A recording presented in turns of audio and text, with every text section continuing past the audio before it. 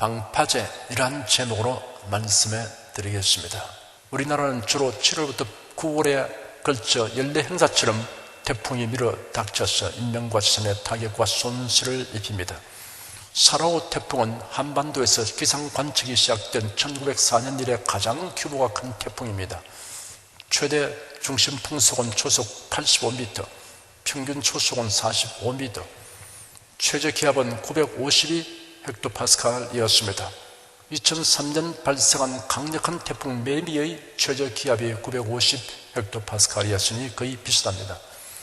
1959년 9월 17일 새벽에 태풍 사라가 한반도에 도착하여 남부지방에 막대한 해를 입히고 이튿날 동해로 빠져나간 뒤 소멸하였습니다.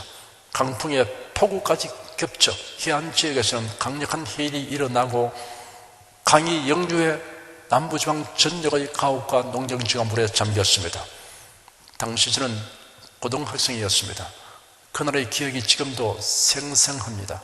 우리 집은 높은 지대에 있었기 때문에 부산 앞바다와 부두가 한눈에 들어왔습니다. 태풍의 위력에 우리 집 담이 다 쓰러져서 망연하게 되어 바다편을 바라보았더니 수평선에 큰 물결이 일어나서 항구를 향하여 밀려오는 것이 보였습니다. 마치 산이 움직이는 것 같은 느낌을 받았습니다. 만일 그 기세대로 해안으로 밀어닥치면 항구에 정박한 배들은 하나도 남지 않고 다 침몰할 것 같았습니다. 그런데 기세 당당하게 밀려오던 파도의 산이 한 곳에 이르자 그냥 무너져 내렸습니다. 무슨 정보인가 자세히 보았더니 외항과 내항 사이에 있는 방파제 때문이었습니다.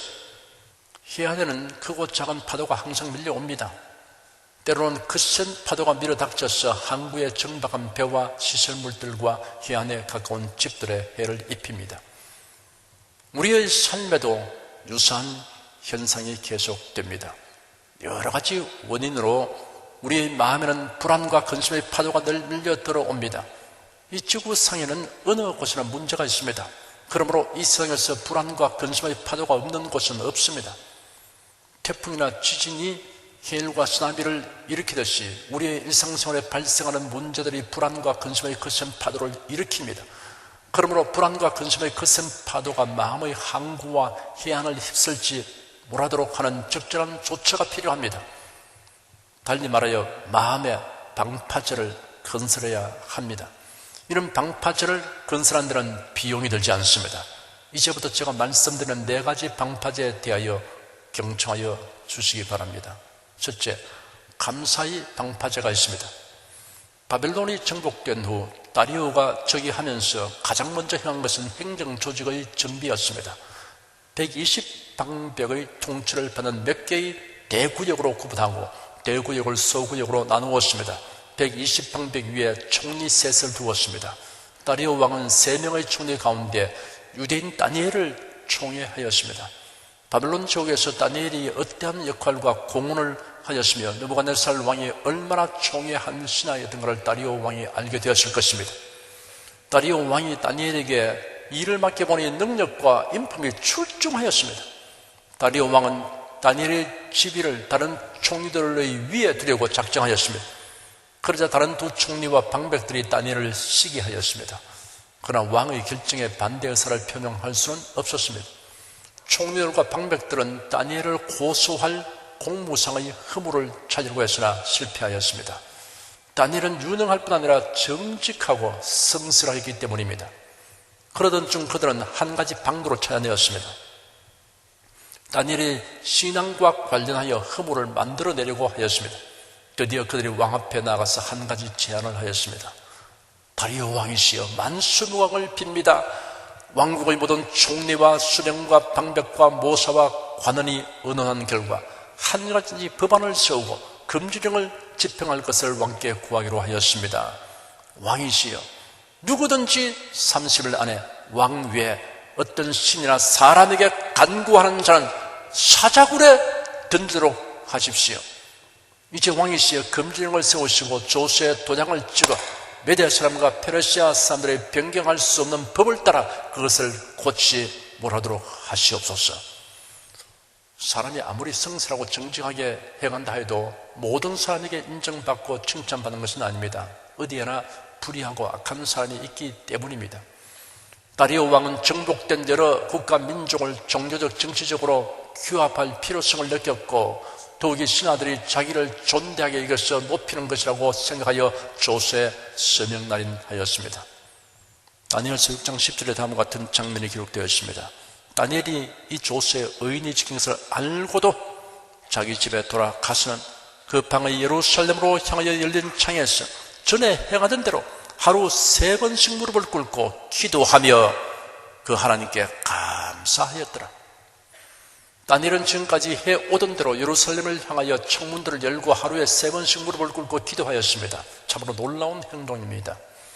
예루살렘을 향하여 기도하는 것은 예루살렘 성전이 건축된 이후 생겨난 유대인들의 관습입니다.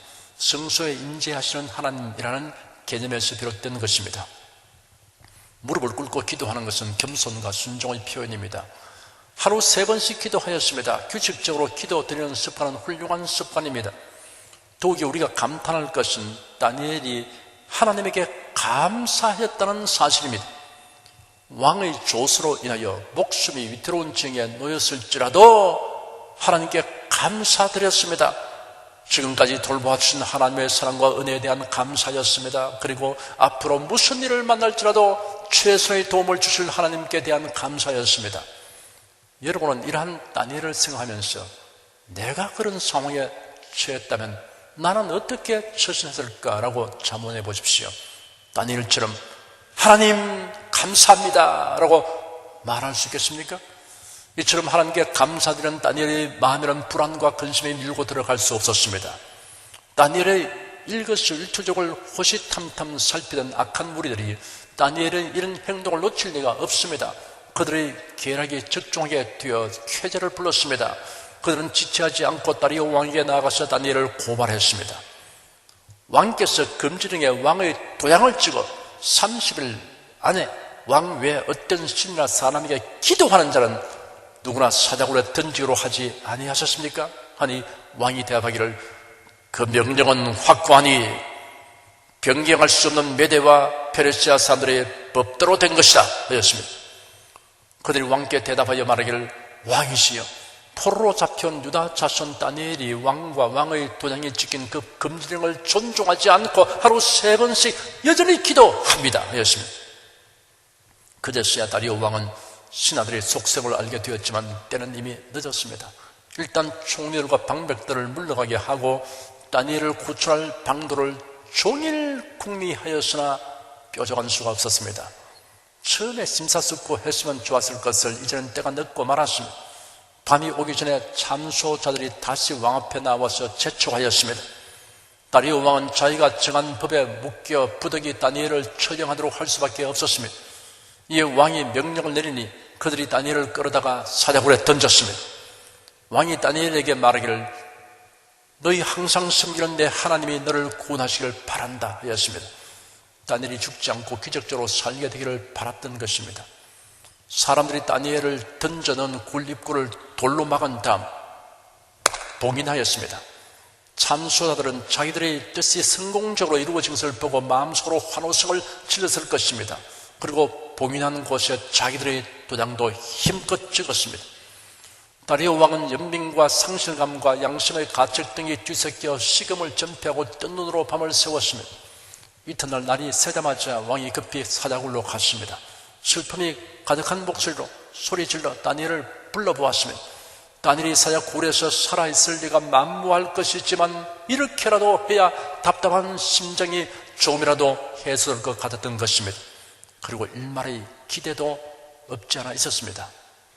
바벨론 왕 느부갓네살이 세운 황금신상 낙성식에서 있었던 사건에 대한 지식이 있었기 때문일 것입니다. 모든 관원들에게 금신상에 절하라는 왕의 명령이 내렸을 때 하나님을 섬기는 신앙을 지키려고 유대인 청년 3사람이 왕의 명령을 거역한 사건입니다. 그 세 청년은 용광로에 던져서나 타지 않았던 사건에 관하여 들은 바가 있었다면 다니엘에 대하여서도 혹시나 하는 기대를 가질 만합니다. 왕이 그 굴에 가까이 이르러 다니엘을 부르며 살아계신 하나님의 종 다니엘아, 네가 그렇게 항상 섬기는 내 하나님께서 너를 사자들에게서 구원하시느냐 하였습니다. 그때 굴 속에서 다니엘의 목소리가 울려 나왔습니다. 왕이시여 만수무강을 빕니다. 나의 하나님께서 천사를 보내어 사자들의 입을 막으셨으므로 사자들이 나를 해치지 못했습니다. 이는 나의 무죄함이 그 앞에 명백하고 또 나는 왕의 앞에서도 아무 죄도 짓지 않았습니다. 그 소리에 왕은 뛸 듯이 기뻤습니다. 즉시 다니엘을 굴에서 올리라고 명령하였습니다. 굴에서 나온 다니엘의 몸에 상처 하나 없었습니다. 사자들을 가두고 둔 굴에 던진 다니엘의 모습을 상상해 보십시오. 그는 태연자약했을 것입니다. 그의 마음에는 불안과 근심이 들었을 것이 없었습니다. 그의 마음에는 방파제가 있었습니다. 감사의 방파제입니다.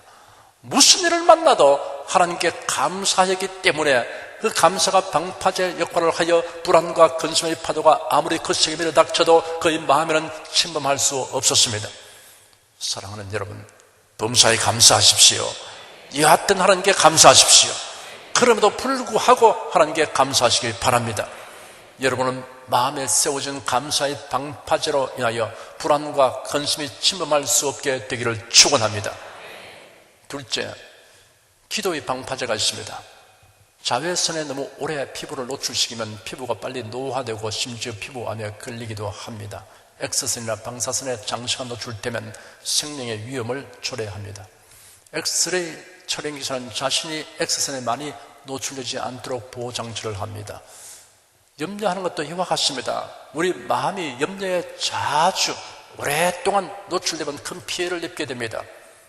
어떤 사람이 그 친구에게 너는 늙지 말아야 한다라고 말했더니 그 친구가 심각한 표정을 짓고서 하는 말이 내가 알기로는 늙지 않는 유일한 방법은 죽는 것일 뿐인데 내가 이 방법을 택하기는 너무 벅차다 하였습니다. 아무것도 염려하지 마시오라고 하는 말에 대해서 이와 유사한 대답을 할 분이 계실지 모르겠습니다. 염려하게 하는 문제들은 이 세상에 어디에서나 있지만 모든 사람이 염려의 파도에 휩쓸리며 살아가는 것은 아닙니다. 염려에 대하여 확실한 대책이 있습니다. 그 대책이 오늘 본문에 이렇게 기록되었습니다. 아무것도 염려하지 말고 오직 모든 일에 기도와 간구로 너희 구할 것을 감사함으로 하나님께 아뢰라. 그리하면 모든 지각에 뛰어난 하나님의 평강이 그래도 예수 안에서 너희 마음과 생각을 지키시리라. 염려거리를 기도 제목으로 삼으라는 것입니다. 기도는 허공을 울리는 소리가 아닙니다. 기도는 염려의 파도를 막아서 소멸시키는 최상책입니다. 기도에 대해 누군가 이렇게 시를 지었습니다. 우리가 염려를 해도, 우리가 안달을 해도, 우리가 번민하고 걱정해도 하나님은 아는 척도 안 하신다. 그러나 우리가 기도를 하면 하나님은 귀를 기울이신다. 기도하면 모든 지각에 뛰어난 하나님의 평강이 너희 마음과 생각을 지키시라고 하였습니다. 하나님께 기도하면 하나님의 우선적인 응답은 마음속에 평강이 임하는 것으로 옵니다. 염려로 안절부절 못하는 마음이 가라앉게 됩니다. 침착하게 됩니다. 마음이 안정됩니다. 염려로 머릿속에 수세미처럼 되는 것을 경험해본 사람은 마음의 평강이 얼마나 소중하다는 것을 알 것입니다. 좌불안석이라는 말이 있습니다. 염려가 극심하여 한 군데에 오래 앉아있지를 못하는 상태를 말합니다. 이런 지경을 경험한 사람은 마음의 안정이 얼마나 값진 것인가를 알 것입니다. 어렵고 복잡한 문제를 가지고 있으면서도 마음의 평안을 유지할 수 있는 사람은 실로 행복한 사람입니다. 허다한 사람이 염려 근심으로 머릿속의 생각이 뒤엉키고 마음이 안절부절 못할 때 이를 해결하기 위하여 여러 가지 수단 방법에 손을 뻗칩니다. 약에 의존하려고 하는 사람들이 있습니다. 안정제나 수면제를 먹습니다. 그러나 그러한 처방은 잠정적 조치에 불과합니다. 약효는 지속하지 않습니다. 그리고 습관성을 낳게 되면 또 다른 문제를 발생시킵니다. 술로서 해결하려고 하는 사람들이 있습니다. 술로서 걱정을 잊고 해방된 감정을 가진다는 것은 더욱 큰 근심을 생산하는 결과를 빚고야 맙니다. 만약에 술을 내미는 사람들이 있습니다. 근심될 수 있는 황홀한 기분을 갖게 되는 환상적인 상태를 경험할 수도 있겠지만 몸과 마음과 생활을 파탄 지경으로 몰아가는 너무나 값비싼 대가를 지불하지 않으면 안 됩니다. 그 외 비교적 건전한 다른 방법들을 추구해 볼 수도 있겠지만 얼마간의 위험은 다 가지게 되는 것들이 많습니다. 하나님에게 기도하면 모든 지각에 뛰어난 하나님의 평강이, 그래도 예수 안에서 너희의 마음과 생각을 지켜주시라고 하였습니다. 하나님의 평강은 세상이 주는 평안과 같지 않습니다. 예수 그리스도께서 평안을 너희에게 끼치노니 곧 나의 평안을 너희에게 주노라. 내가 너희에게 주는 것은 세상이 주는 것 같지 아니하니라. 너희는 마음에 근심도 말고 두려워해도 말라 하셨습니다. 모든 지각에 뛰어난 하나님의 평강이라고 하였습니다. 이는 필설로 표현할 수 있는 이상의 평강, 모든 이해를 초월하는 평강, 사람의 마음으로 생각지 못했던 평강이라는 뜻입니다. 이치적으로 따져서는 도저히 평안할 수 없는데도 실제로 마음에 자리 잡는 기이한 평안이 하나님이 주시는 하나님의 평강입니다. 이런 하나님의 평강이 마음과 생각을 지켜주신다고 하였습니다. 하나님의 평강이 그 마음을 다스려 주신다는 뜻입니다. 마음의 평강은 기도하는 자에게 주시는 하나님의 선물입니다. 하나님의 평강이 마음에 임하면 이런 하나님의 손에 문제가 맡겨졌음을 의미하는 청신호입니다. 염려하는 시간에 하나님에게 기도하는 것이 상책입니다. 기도하면 탁월한 생각을 얻게 됩니다. 기도하면 우선 마음과 생각에 이해를 초월하는 하나님의 평강이 임하게 됩니다. 기도는 불안과 염려로부터 마음을 평강하도록 지켜주는 방파제입니다. 셋째, 찬송의 방파제가 있습니다. 여호사밧 왕이 유다 나라를 다스릴 때 이웃 나라들이 동맹하여 침공하였습니다. 모압, 암몬, 마온 연합군이었습니다.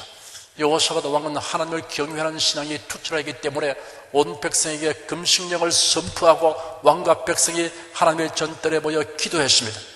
성전에서 찬송하는 임무를 맡은 레위 자손들은 예루살렘 성읍 전체가 떠나갈 듯 한 큰 소리로 하나님을 찬송했습니다.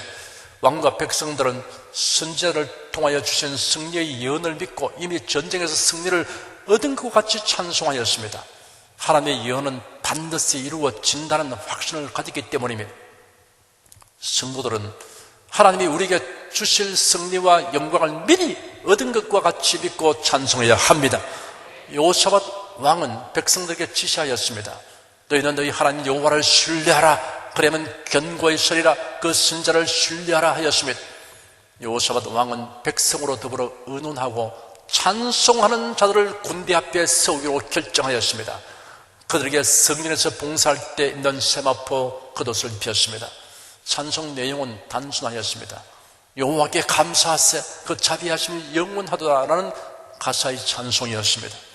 자비하심이라고 번역된 원어는 인간에 대한 하나님의 은총과 호의를 나타내는 데 사용됩니다. 하나님의 은총은 영원하다고 하였습니다. 하나님은 그를 신뢰한 자에게 언제나 진실하십니다. 그 사랑은 변하지 않습니다. 이런 여러분이 부를 찬송 가사입니다. 여호사밧 왕과 백성들이 찬송을 부르며 전장으로 가보니 보이는 것은 엎드려진 시체와 물자들 뿐이었습니다. 하나님께서 개입하시고 승리하셔서 연합군 사이에 자중질환이 일어나고 피차 사륙하여 전멸되었습니다. 여호사밧 왕과 백성들은 싸우지 않고 승리의 결과물인 전리품을 거두어 드렸습니다. 그 분량이 얼마나 많은지 3일에 걸쳐 운반하였습니다. 이런 기이한 사태가 언제 일어났느냐 하면 유다 백성들이 여호와께 감사하세, 그 자비하심이 영원하도다라고 찬송을 시작할 때였습니다. 하나님을 향하여 온 마음으로 찬송하는 사람을 상대하여 싸우는 사람은 하나님을 상대하여 싸우는 것이나 다름없게 됩니다. 왕과 백성들이 큰 즐거움으로 함께 찬송하고 예루살렘으로 돌아왔습니다. 하나님께서 주신 승리와 전리품으로 인하여 합주단은 연주하며 모두 성전으로 나아갔습니다. 여호사밧 왕과 백성들이 연합군과 싸우기 위해 전장으로 나아갈 때 그들은 두려워 떨지 않았습니다. 근심하지 않았습니다. 그들은 찬송하였습니다. 두려움과 염려의 쓰나미가 찬송의 방파제에 부딪혀서 그 위력을 나타내지 못하게 된 것입니다. 그래야 평안하고 담대한 마음으로 나아갔던 것입니다. 사랑하는 여러분, 두려움의 파도가 밀려오던 찬송하십시오. 근심의 파도가 밀려오던 찬송하십시오. 그래야만 여러분의 마음의 항구는 평온할 것입니다. 넷째, 성경 말씀의 방파제가 있습니다. 잉태한 젊은 여인이 정기적으로 병원에 가서 진찰을 받아 왔는데 출산일이 가까워오면서 문제가 발생하였습니다. 정상적인 분만이 어려울 상황이 되었습니다. 출산하는 중에 대출혈이 발생하여 생명을 잃을 위험률이 높다는 의사의 진단을 받았습니다. 그 시간부터 두려움과 염려로 인하여 안절부절을 못하였습니다. 그 부인의 남편은 자신이 위기에 처했을 때 이를 이겨내게 한 처방법을 일러주었습니다. 그것은 믿음과 신유에 관한 성경 구절을 발췌하여 적은 노트를 주면서 밤낮으로 이를 읽고 묵상하는 것입니다. 그 충고대로 종일 그 성경 구절들을 암송하고 묵상하기 시작했습니다. 그랬더니 어느 순간에 그의 마음에 기이하게도 불안감과 근심이 사라지고 태산 같은 믿음과 평안이 자리잡게 되었습니다. 출산 시에 분만실에는 긴장이 감돌았습니다. 의사와 간호사들이 만약의 사태를 대비하여 조처를 취했습니다. 그런데 놀랍게도 무사히 해산하였습니다. 그 순간 의사가 이런 일은 기적이다 라고 말했다고 합니다. 장로님 한 분은 성격이 지나치게 예민하여서 불안한 생각이 떠오르면 날이 갈수록 정폭이 되었습니다. 밤중에 자다가도 불안감과 근심으로 인해 일어나 앉아서 가슴을 손으로 싸다보며 날을 새기가 일쑤였습니다. 협심증이 생겼는가 하여 병원에 가서 진술을 바라보았는데 이상이 없었습니다. 그러던 어느 날 베드로전서 5장 7절에 기록된 너희 염려를 다 주께 맡겨버리라 이런 저가 너희를 권고하심이라 라는 말씀을 읽고 적세히 외웠습니다. 그 후에는 마음의 불안과 근심이 밀려들면 너희 염려를 다 주께 맡겨버리라 이런 저가 너희를 돌보아 주실 것입니다. 너희 염려를 다 주께 맡겨버리라 이런 저가 너희를 돌보아 주신다. 이 말씀을 거듭거듭 암송하였습니다. 그 결과는 놀라웠습니다. 문제거리는 여전히 있었지만 불안과 근심이 마음에 밀려 들어오는 일은 없게 되었다고 합니다. 그 장로님은 말씀의 방파제를 갖게 된 것입니다. 82세부터 성경 구절을 암송하기 시작하여 230여 구절을 매일 암송하며 묵상하는 장로님이 우리 교회에 계십니다. 참으로 좋은 습관입니다.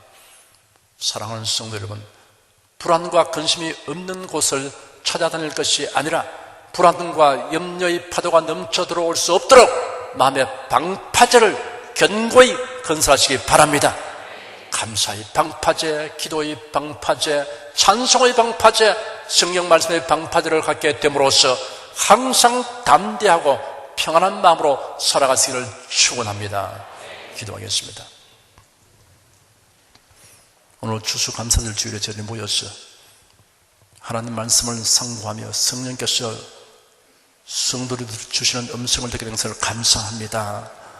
이 세상 사는 동안 어느 곳에 가든지 우리에게 문제가 다가오는 것이고 문제는 우리에게 근심과 불안, 파도를 우리 마음속에 가득히 채우려고 합니다. 이에 대한 대처 방법을 하나님이 명확하게 주신 것을 감사합니다. 우리 온 성도가 하나님의 보신 은혜와 사랑을 헤아리면서 밤낮불로 찬송을 드리던 오늘 아쉬운 마음밖에 없다고 찬송하게 도와주시옵시고 감사 또 감사 감사하게 하여 주시옵시고 부르짖어 기도하고 주의 말씀을 확고히 붙들고 전진케 하여 주시옵소서. 세상에 줄쑥 빼앗아갈 수 없는 기이한 평화가 마음에 가득하여 살게 하여 주시옵소서. 예수 그리스도의 이름으로 기도드립니다. 아멘.